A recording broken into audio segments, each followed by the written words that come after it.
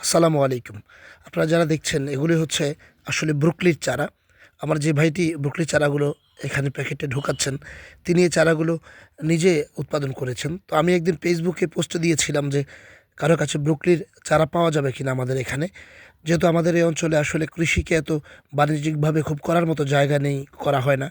তো তারপর আমার এই ভাইটি আমাকে জানালেন যে আমার খুব প্রিয় ভাই উনি বিভিন্ন কারণে। তিনি জানালেন যে ওনার কাছে আছে। তো একদম ছোট থাকতে আমি ব্রুকলির চারাগুলো আনতে চলে গেলাম ওনার কাছে একদিন সকালে। সাথে ছিল আমাদের সজীব।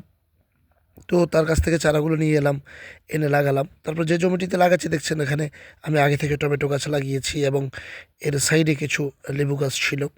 আর আমার যেখানে লাউ আপনারা দেখেন সেই জমিটা থেকে এই জমিটা আসলে আলাদা।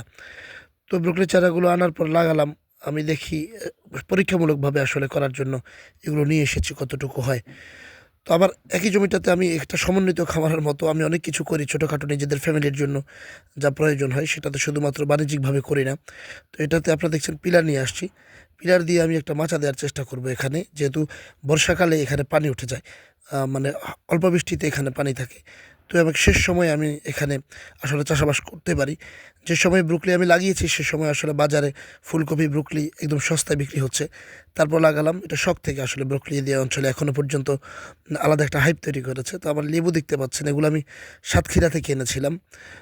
10টা চারা এনেছিলাম, যার মাঝে 3টা চারা আসলে আমার কাছে আছে, কিন্তু অযত্ন অবহেলায় এগুলো খুব একটা বেড়ে উঠতে পারেনি। তো যখন আমি ভিডিওটি আসলে আজকে এডিট করছি সেই সময় আমার এই লেবু দুটি কিন্তু চুরি হয়ে গেছে। তো আমার ধারণা হচ্ছে কোনো বড় কেউ এগুলো চুরি করেনি। এগুলো যেহেতু বাড়ির পাশে আমার এই জায়গাটা, এটা মূলত আমরা ঘরবাড়ি করার জন্য এই জায়গাটি রেখেছি।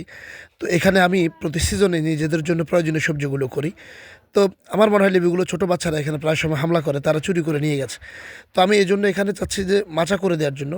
হঠাৎ করে মাথায় বুদ্ধি এলো যে এই চিকন পিলারগুলো দিয়ে মাচা করি। অনেকে অনেক ধরনের মন্তব্য করছে আসলে। যেখানে অনেক মানুষ সেখানে কাজ করতে গেলে অনেক ধরনের বুদ্ধি মন্তব্য আসে।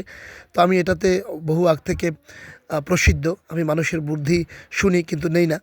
তো এই যে পিলারগুলো আপনারা দেখছেন যে আমি এবং আমার ভাই রাহাত দুজন মিলে লাগাচ্ছি। এখনও মাচাটা তৈরি হয়নি। এখানে আমি একটা মাচা করব। কী লাগাবো সেটা পরে দেখা যায়। অন্তত মাচা করবে এই সিদ্ধান্ত নিচ্ছি। তো এইমাত্র যেই গাছটি দেখলেন সেটা পাতাকপি, আর এগুলো ব্রোকলি। তো আসলে ব্রোকলি কিনা যারা আসলে চেনেন তারা বলতে পারবেন এই যে মাথা দেখা যাচ্ছে সামান্য বড় হয়েছে। তো এগুলোকে আমি একটু ঠিক করার জন্য চেষ্টা করছি। তো আমার এই যে মাঝখানে যেই জায়গাটা সেখানে পুঁই শাক রয়েছে, টমেটো রয়েছে, বেগুন রয়েছে। আমি নিজেরা খাওয়ার জন্য ক্ষীরা চাষ করেছি কিছুটা। তারপরে এক সাইডে কিছু শিম গাছ রয়েছে।